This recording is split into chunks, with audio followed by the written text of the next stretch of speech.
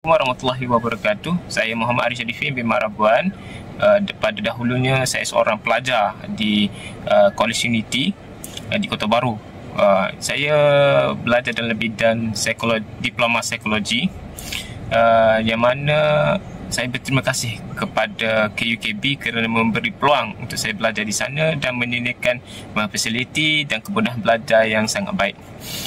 Saya juga berterima kasih, jutaan terima kasih kepada keluarga saya, ibu bapa saya, guru-guru saya, lecturer saya yang mengajar saya, kawan-kawan, rakan seperjuangan saya kerana memberi sokongan dan dorongan ketika saya belajar pada ketika dahulu.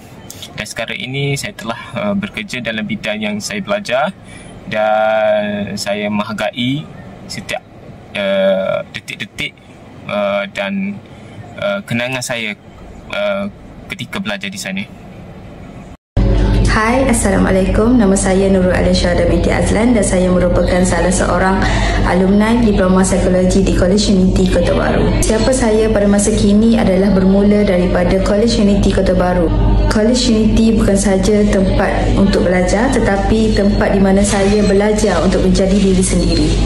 Jutaan terima kasih kepada ibu bapa, para pendidik, rakan seperjuangan serta yang terlibat secara langsung atau tidak langsung dalam memberi sokongan kepada saya hingga saya mencapai kejayaan saya pada hari ini.